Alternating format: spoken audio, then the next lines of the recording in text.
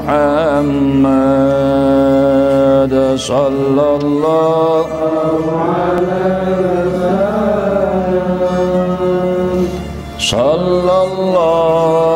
ala Muhammad sallallahu alaihi wasallam.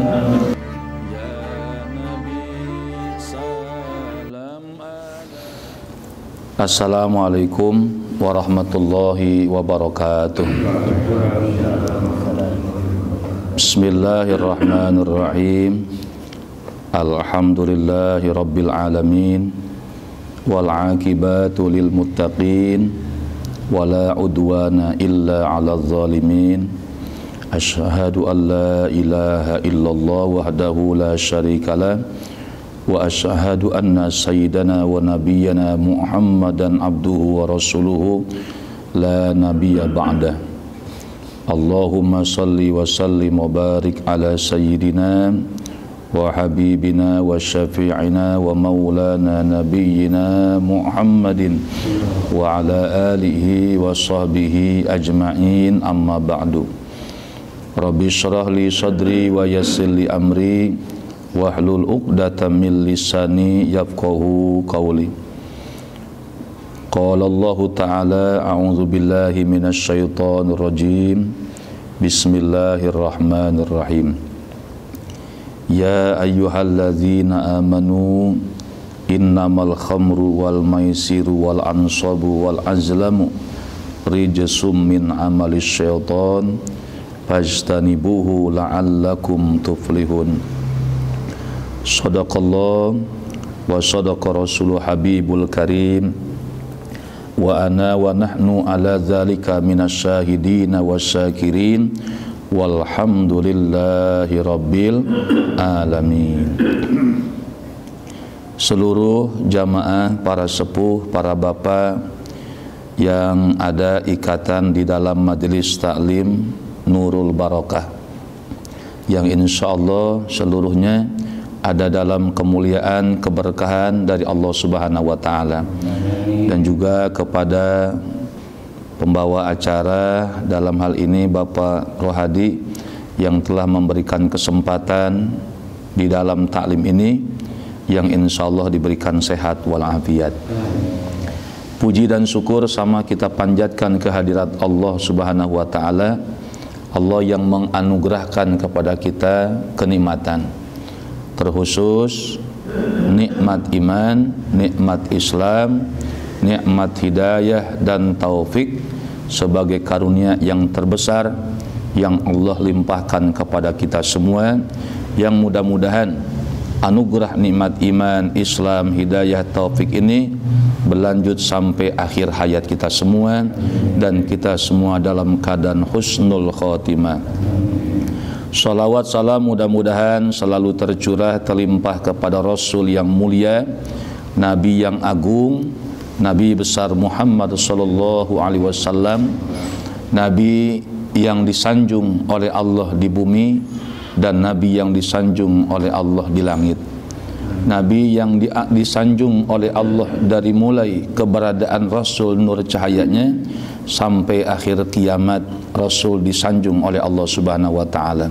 Mudah-mudahan kita semua yang menjalankan syiar syariat ajaran Rasulullah bentuk taklim ini, kita mendapatkan syafaatil uzma, yaitu syafaat pertolongan yang besar dari Kanjeng Rasulullah sallallahu alaihi wasallam, dan insyaallah mudah-mudahan kita diaku sebagai umat Rasulullah sallallahu alaihi wasallam.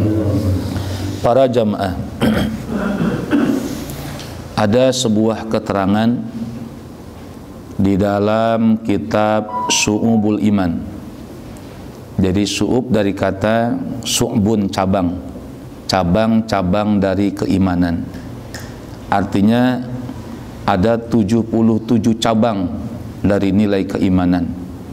Nah, yang ingin saya sampaikan adalah berupa cabang iman mencintai, mengagungkan martabat Rasulullah Shallallahu Alaihi Wasallam. Itu bagian daripada nilai keimanan kepada Allah. Itu yang ngarang antik jamaah nazam yang dinazamkan oleh Syekh Zainuddin Al-Malibari dan disarahkan oleh ulama kita, ulama Banten Tanara, yaitu Syekh Nawawi Tanara Al-Bantani, di mana dalam nazam Syekh Zainuddin itu mengungkapkan wahbub nabiyaka, cintai olehmu nabimu, cintai olehmu rasulmu, wa azim qadrahu, dan agungkan martabat rasulmu, yaitu kanjeng Nabi Muhammad sallallahu alaihi wasallam. Kenapa kita harus mencintai kanjeng Rasul? Kenapa kita harus mencintai Nabi kita? Jawaban yang pertama, karena Allah memerintahkan kepada kita untuk mencintai Rasulullah sallallahu alaihi wasallam. Allah yang perintah. Bukan maunya kita, tapi maunya Allah, kepengen Allah, kehendak Allah, perintah Allah untuk kita selalu mencintai Rasulullah. Sampai ada ruang yang luar biasa Allah sanjung untuk Rasulullah. Qul in kuntum tuhibbunallaha fattabi'uni yuhibbukumullah wa yaghfir lakum dzunubakum wallahu ghafurur rahim. Jadi jawaban yang pertama, kenapa kita harus cinta kepada Nabi? Karena Allah perintahkan kita untuk cinta kepada Nabi. Yang kedua, kenapa kita harus mencintai Nabi? Karena Nabi cinta kepada kita. Karena Rasul mencintai kepada kita. Bahkan ada satu kalimat, satu penerangan di saat wafatnya Rasulullah, menjelang wafatnya Rasulullah, di pusar Pak, ruhnya udah nyampe di pusar. Itu Rasul sampai mengucapkan kalimat-kalimat, ya Jibril, ma asyaddu miraratal maut. Tidak ada yang lebih sakit wahai Jibril kecuali sakitnya sakaratul maut. Itu sekelas Nabi. Sampai mengatakan kepada Jibril, ya Jibril, ma asyaddu miraratal maut. Tidak ada yang paling sakit kecuali sakit pahitnya menghadapi kematian. Begitu malaikat Jibril mendengar itu yang disampaikan oleh Nabi, di saat ruh Nabi sudah ada di pusar jamaah, fawalla Jibril wajuhu anhu, malaikat Jibril wajahnya berpaling untuk melihat kanjeng Nabi, memalingkan, karena nggak tega melihat kekasihnya, melihat Rasulnya ada dalam rasa sakit kematian. Lalu Nabi melihat Jibril berpaling wajahnya dari Nabi. Nabi berkata kepada malaikat Jibril, masih sempat nanya Pak, apa kata Nabi? Ya Jibril, akarihta an nazara ila wajhi, apakah kamu benci melihat wajahku wahai Jibril? Apakah kau benci melihat wajahku, kata Nabi? Apa kata Jibril? Ya Habiballah, man yatiqu qalbuhu ayanzura ila wajhika wa anta fi sakaratil maut. Wahai kekasih Allah, kata Jibril, siapa sih yang tega hatinya, siapa yang kuat hatinya memandang kepada kekasihnya dan kekasihnya pada waktu sakaratul maut. Artinya malaikat Jibril nggak kuat melihat kekasihnya Nabi Muhammad ada di dalam sakitnya sakaratul maut. Bahkan Anas bin Malik jamaah, ini kecintaan nih. Kenapa kita harus mencintai Nabi? Karena Nabi cinta kepada kita. Nah, Anas bin Malik mengatakan, karena Anas bin Malik khadimnya Rasulullah, hadir di saat Rasulullah wafat, ingin wafat. Kata Anas bin Malik, kana ruhun Nabi alaihi salatu wasallam fi sadrihi. Ketika Nabi ruhnya sudah ada di dalam dadanya, udah nyampe ke dada jemaah, udah naik mulai ke atas. Apa kata Anas bin Malik? Wa huwa yaqulu, beliau Nabi berkata, usikum bis shalah, aku berwasiat kepadamu tentang salat. Wa ma malakat aimanukum, dan aku berwasiat sesuatu yang dimiliki oleh tanggung jawab kalian, dari mulai istri, anak kita, anak buah karyawan kita, itu bagian dari wama malakat aimanukum. Aku titipkan sesuatu yang menjadi tanggung jawab bagi kalian. Nabi sampai begitunya jamaah, mewasiatkan tentang masalah sholat dan mewasiatkan kepada sesuatu yang dimiliki oleh tanggung jawab kita semua. Itu pama bariha yusi bihattan qata'a kalamuhu. Nabi tidak putus-putus berwasiat dengan kalimat yang tadi jamaah, kalimat sholat, kalimat wama malakat aimanukum, hatta in qata'a kalamuhu, sehingga terputus kalimat-kalimat yang Nabi sampaikan. Nah sekarang tinggal Sayyidina Ali. Sayyidina Ali hadir pada waktu menjelang wafatnya Rasulullah. Ali mengatakan, inna Rasulullah sallallahu alaihi wasallam fi akhiri nafsihi, pada waktu Rasulullah sallallahu alaihi wasallam di akhir napasnya, napas yang terakhir, harraka safataihi, beliau menggerakkan dua lidahnya. Jadi lidahnya bibirnya menggerakkan, dua bibirnya bergerak, sehingga fa'alqaitu sam'i, aku dekatkan telingaku di dekat bibir kanjeng Rasulullah sallallahu alaihi wasallam, fasami'tuhu, dan beliau Rasulullah berkata dengan bibir, gerakan bibir yang didengar oleh telinga Sayyidina Ali. Apa kata Rasulullah dalam gerakan bibirnya? Khufyatan, beliau pelan mengatakan ummati ummati, umatku umatku. Artinya begitu cintanya Rasulullah sampai menjelang akhir napasnya Rasulullah masih bisa menggerakkan bibir, dan kesempatan itu beliau ucapkan kalimat ummati ummati, umatku umatku. Dan itulah bukti kecintaan Rasulullah, mencintai kepada umatnya. Maka wajib bagi kita sebagai umat Rasulullah untuk selalu mencintai Rasulullah sallallahu alaihi wasallam. Wahbub nabiyyaka summa azim qadrahu, cintai nabimu dan agungkan martabat kekasihmu, yaitu martabat Rasulullah sallallahu alaihi wasallam. Nah ini jamaah yang dimuliakan Allah. Yang jadi pertanyaan, berapa kali dalam sehari kita membaca salawat untuk Rasulullah? Berapa kali kita setiap hari membaca salawat tanda rasa cinta kita kepada Rasulullah? Dan berapa rakaat sholat duha yang dijalankan oleh kita di rumah-rumah untuk ajaran Rasulullah, supaya menggerakkan daripada syariat ajaran-ajaran Rasulullah sallallahu alaihi wasallam.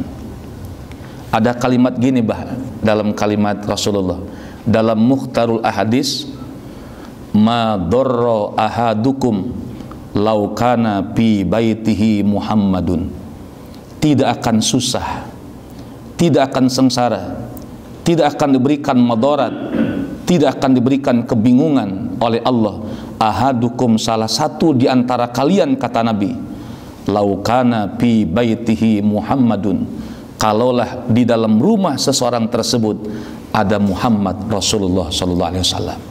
Apa artinya? Seandainya ruang lingkup keluarga kita di situ ada nama Rasulullah, ada ajaran Rasulullah dalam rumah, maka rumah yang di dalamnya penghuni-penghuni menghidupkan Nabi Muhammad dengan salawat kepada Nabi Muhammad dan menghidupkan ajaran-ajaran Rasulullah dalam satu rumah, maka penghuni rumah tersebut tidak akan diberikan kesusahan hidupnya oleh Allah Ta'ala. Yang jadi pertanyaan, apakah anak-anak turunan kita baca salawat untuk Rasulullah? Apakah anak-anak turunan kita melaksanakan duha sebagaimana Rasul ajarkan duha? Nah, ini kan yang jadi pertanyaan. Padahal Nabi mengatakan ma dharra ahadukum laukana fi baitihi Muhammadun, tidak akan susah, tidak akan sengsara salah satu di antara kalian, kata Nabi, kalaulah adalah dalam rumahnya terdapat Muhammad sallallahu alaihi wasallam dan di dalam rumah tersebut ada ajaran Rasulullah sallallahu alaihi wasallam. Nah, mudah-mudahan malam ini Allah turunkan tambah hidayah taufik buat kita semua untuk selalu membaca salawat dan selalu melaksanakan ajaran-ajaran terkhusus bagi rumah tangga dan keluarga kita. Amin ya rabbal alamin.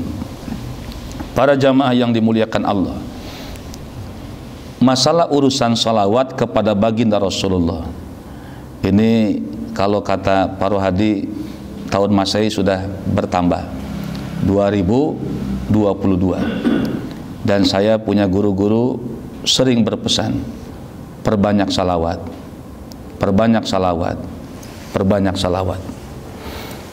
Karena ada satu kisah jemaah di zaman Bani Israel yang dipimpin nabinya Nabi Musa alaihissalatu wassalam.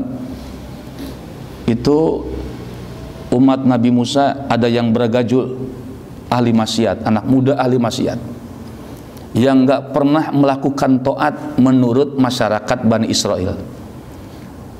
Jadi senang melakukan maksiat, senang melakukan kedurhakaan, sampai saatnya ajal si anak muda ini diambil oleh Allah ruhnya.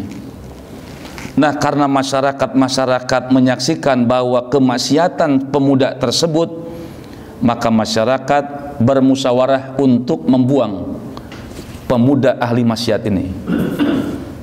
Kata masyarakat, nggak usah dimandikan ini jenazah, nggak usah dikain kafankan ini jenazah, dan tidak usah untuk dikuburkan ini jenazah. Karena pada zaman Bani Israel yang namanya mensolatkan jenazah belum ada jemaah. Adanya sholat jenazah di syariatnya Nabi Muhammad Sallallahu Alaihi Wasallam. Nabi dulu nggak ada yang sholat jenazah. Jadi syariat Rasulullah yang melaksanakan fardu kifayah tentang masalah sholat jenazah. Semua sepakat untuk membuang ke laut ini anak muda yang maksiat. Sampai-sampai Nabi Musa pun karena mendengar daripada persaksian daripada masyarakat, Nabi Musa mengikuti jamaah. Nabi Musa pun tidak memerintahkan untuk memandikan, tidak memerintahkan untuk membungkus, dan tidak memerintahkan untuk mengubur ini jenazah, sesuai dengan kesepakatan masyarakat saat itu. Nah, begitu pengen dibawa ke lautan jamaah ini jenazah, Allah wahyukan kepada Nabi Musa. Apa kata Allah? Wahai Musa, siapa orang yang memandikan jenazah pemuda ini, siapa orang yang mengkain kafankan jenazah pemuda ini, dan siapa orang yang menguburkan jenazah pemuda ini, Allah akan ampuni segala dosa-dosanya. Allah akan ampuni segala dosa-dosanya. Nabi Musa kaget jamaah. Satu sisi masyarakat menyaksikan kemaksiatan anak muda, tapi satu sisi Allah perintahkan untuk memandikan, mengkain kafankan, dan untuk menguburkan jenazah anak muda ahli maksiat. Nabi Musa tanya kepada Allah, ya Rabb, kebaikan apa yang dilakukan oleh anak muda ini sehingga engkau memuliakan si anak muda ahli maksiat tersebut? Kata Allah, wahai Musa, di dalam waktu sadarnya, emang nih anak muda tukang nenggak minuman khamar, pada waktu pulang ke rumah dalam waktu keadaan sadarnya anak muda memegang kitab Taurat sebagai kitab yang aku turunkan untukmu wahai Musa. Tidak ada yang disesali bagi orang-orang yang bersalawat kepada Nabi.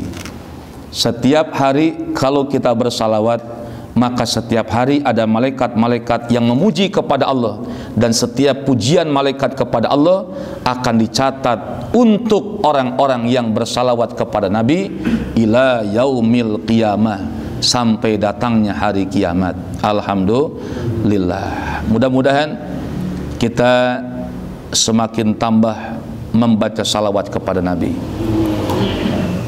Ini mbak, minimal bah, para jamaah minimal buat kita 400 jamaah, 400 salawat, 4 kali putaran tasbih. Ini minimal 400 salawat kepada Nabi, minimal betul jamaah. Allahumma sholli ala Muhammad, Allahumma sholli ala Muhammad, Allahumma sholli ala Muhammad. Itu kan dari subuh. Kalau subuh misalnya jam 4:30 misalnya, jam 5 udah mulai gedar salawat sampai jam 6, 1 jam aja baca salawat. Udah berapa kita salawat? Maksimal nggak kehitung. Itu saya Imam Zazuli, mungkin saya udah pernah nerangin jamaah. Imam Ghazali waktu beliau ngajak murid-murid, beliau kehabisan ini air, perbekalan air habis. Kata Syekh Ghazali, wahai muridku, coba cari sumur.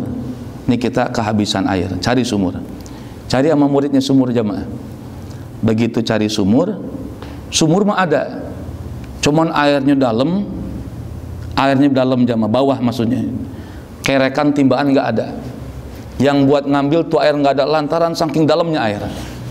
Dia balik lagi ini, muridnya ke Syekh Ghazali, Tuan Guru, sumur mah ada, tapi airnya dalam, kerekan timbaannya nggak ada. Kata Syekh Ghazali, tunggu, Allah bakal kasih ilmu buat kita, kita tunggu. Bener bah itu. Ada anak kecil usia 7 tahun, anak kecil perempuan usia 7 tahun berhadapan dengan sumur jamaah. Cuman gini doang, air yang dari bawah naik ke atas, luber jamaah. Air yang dari bawah luber langsung ke atas, naik ke atas, dan itu air tumpah luber semuanya. Ngedeketin ini Syekh Ghazali. Kata Syekh Ghazali, muridku, Allah udah kasih ilmu buat kita. Kita hampiri anak kecil tersebut. Ditanya sama Imam Ghazali, apa yang kau baca sampai air yang dari bawah itu sampai naik ke atas, sampai luber itu air? Apa kata anak kecil? Aku setiap hari jamaah, aku setiap hari diajari oleh orang tuaku untuk membaca salawat 10.000 kali untuk Nabi Muhammad Sallallahu Alaihi Wasallam. 10.000 kali. Dan itu cukup tangan jamaah, luber air ke atas. Pantas kata Nabi dalam kitab Muhtalul Ahadits, ma darra ahadukum laukana fi baitihi Muhammadun. Tidak akan diberikan kesusahan oleh Allah, tidak akan diberikan kerupekan oleh Allah salah satu di antara kita bila ruang lingkup keluarga dan hatinya ada Muhammad Sallallahu Alaihi Wasallam. Nggak kudu susah jamaah orang yang rajin baca salawat ke Nabi. Tapi bukan berarti pekerjaan ikhtiar usaha ditinggalin. Ntar ngedenger gini, Pak Rohadi baca salawat, kerja ditinggalin nih. Tetap kita kerja ikhtiar. Dan tapi jangan lupa untuk baca salawat kepada Nabi. 10.000 kali tuh anak kecil diperintahkan, diajarkan oleh orang tuanya untuk membaca salawat kepada Nabi. Makanya buat kita minimal betul 400 kali membaca salawat kepada Nabi. Insya Allah. Sallallahu ala Muhammad, sallallahu alaihi wasallam, sallallahu ala Muhammad, sallallahu alaihi wasallam. Sama-sama jemaah. Sallallahu ala Muhammad, sallallahu alaihi wasallam, sallallahu ala Muhammad, sallallahu alaihi wasallam. Ya Nabi salam alaika, ya Rasul salam alaika, ya Habib salam alaika, salawatullah alaika, sallallahu ala Muhammad, sallallahu alaihi wasallam, sallallahu ala Muhammad, sallallahu alaihi wasallam. Anta syamsun, anta badrun, anta nurun fawqa nuri, anta iksiru wa anta misbahu suduri sallallahu ala Muhammad sallallahu alaihi wasallam sallallahu ala Muhammad sallallahu alaihi wasallam. Allahumma shalli ala Muhammad. Dan terakhir jamaah, ini cerita langsung saya dengar dari Kiai Haji Lutfi Zawawi. Kiai Lutfi Zawawi ini murid Mu'alim Syafi'i Hazami, termasuk bagian murid kesayangan beliau. Satu waktu Kiai Lutfi Zawawi itu diundang ceramah di Jakarta Pusat. Ada yang ngejemput jamaah, ada yang ngejemput Kiai Lutfi Zawawi itu di mobil, berkata sama Kiai Lutfi Zawawi, Kiai, doakan saya pengen insaf, pengen tobat. Saya pengen insaf, pengen tobat. Terus-terusan jamaah di mobil itu, doakan Kiai, saya pengen insaf, pengen tobat. Kata Kiai Lutfi Zawawi, emang kenapa kamu pengen tobat? Saya maksiat terus Kiai, sampai penjara yang ada di Jakarta semua udah saya datengin penjaranya, udah saya masukin tuh penjara, kata nih preman Jakarta Pusat. Lalu dia buka ini jamaah kancing baju dan celana yang dipakai digulung, dan dari mulai ujung kaki sampai leher tato semua jamaah, tato semua. Kata Kiai Lutfi Zawawi, luar biasa ente, bener-bener preman ente, katanya, kata Kiai Lutfi Zawawi. Begitu pengajian, dia dengerin pengajian Kiai Lutfi Zawawi sampai nganter jamaah. Cuman lagi nganter, ini preman diem, nggak ngomong sama sekali, diem aja. Kiai Lutfi Zawawi malu untuk bertanya, dia diem juga. Nah, cuman begitu turun sampai ke rumah Kiai Lutfi Zawawi, ini Kiai Lutfi sampai meluk ini preman. Kata Kiai Lutfi Zawawi, kalau kamu pengen insaf, pengen sadar, banyakin baca salawat ya, katanya. Banyakin baca salawat sama Nabi. Cuman itu doang, nggak nyuruh sholat jamaah. Banyakin baca salawat untuk Nabi, katanya. Banyakin salawat untuk Rasulullah. Nah, akhirnya 4 bulan kemudian jamaah, itu kan Maulid, Rajab diundang lagi jamaah. Bulan Rajab diundang lagi Kiai Lutfi Zawawi, cuman yang ngejemput bukan ini preman. Begitu beres, begitu ceramah, ini preman nggak kelihatan di matanya Kiai Lutfi Zawawi. Sampai makan Kiai Lutfi Zawawi bilang, itu yang dulu 4 bulan yang lalu aneh pernah dijemput tuh sama preman, sama yang tatuan, kok sekarang nggak ada. Apa kata ini pengurus masjid lagi makan ngomong, 7 hari yang lalu meninggal Kiai, 7 hari yang lalu meninggal. Nah, kata Kiai Lutfi Zawawi, ini kemana nih si fulan nih, kok nggak hadir, biasanya ngejemput, ini nggak ngejemput. 7 hari yang lalu meninggal Pak Kiai. Itu Pak Kiai semenjak nganterin Pak Kiai, nganterin ke rumah, itu kalau habis sholat isya, orang-orang pada pulang, dia mah diem di masjid baca salawat. Baca salawat sampai subuh jamaah. Pengurus masjid nyaksin sampai subuh. Dari mulai isya sampai subuh, mulai isya sampai subuh. Orang-orang dia pada keluar, orang-orang dia pada pulang. Dia mah anteng di masjid baca salawat. Lalu 7 hari yang lalu dia meninggal, lagi sujud melaksanakan sholat subuh.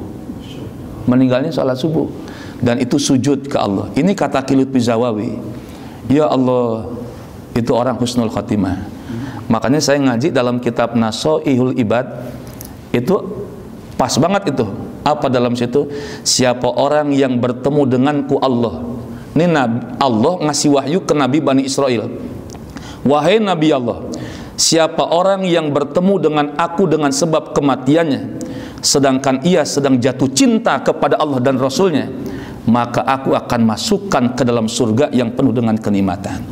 Jadi dia ini mati lagi sedang cinta ke Allah dan sedang cinta kepada Rasulullah. Nah, ini yang kita ingin harapkan. Mudah-mudahan kita, kematian kita lagi sedang asiknya nikmatnya menghadap Allah dan nikmat asik membaca salawat kepada Rasulullah. Makanya saya sampaikan kesempatan ini, ayo jamaah perbanyak salawat. Minimal tadi berapa kali jamaah? 400 kali. maksimal kita nggak kehitung untuk salawat ke Nabi. Ini yang dapat saya sampaikan, mudah-mudahan manfaat berkah buat kita semua. Al-Fatihah. A'udzubillahi minasyaitonirrajim. Bismillahirrahmanirrahim. Alhamdulillahi rabbil alamin. Arrahmanirrahim. Maliki yaumiddin. Iyyaka na'budu wa iyyaka nasta'in. Ihdinas siratal mustaqim. Siratal ladzina an'amta 'alaihim ghairil maghdubi 'alaihim waladdallin. Amin. Allahumma salli wa sallim ala sayyidina Muhammadin fil awwalin wal akhirin wa barik wa sallim radhiyallahu ta'ala an kulli sahabati Rasulillah ajma'in. Amin ya Allah ya rabbal alamin. Hamdan yu'afi ni'ama wa yukabi mazida. Allahumma salli ala sayyidina Muhammadin. Allahumma ighfir lana wa liwalidina warhamhum kama rabbawna shighara. Rabbana ighfir lana wa li ikhwanina alladhina sabaquna bil iman wa la taj'al fi qulubina ghillan lil ladzina amanu. Rabbana innaka ra'ufur rahim. Allahumma akhrijna min zulumatil wahmi wa akrimna binuril fahmi waftah alaina bima'rifatil ilmi wa hassin akhlaqana bil hilmi wasahil lana abwaba fadlika wansur alaina min khazaini rahmatika ya arhamar rahimin. Wa sallallahu ala sayyidina Muhammadin wa ala alihi wa sahbihi wa baraka wa sallam bi fadlika subhana rabbika rabbil izzati amma yasifun wa salamun alal mursalin walhamdulillahi rabbil alamin. Assalamualaikum warahmatullahi wabarakatuh.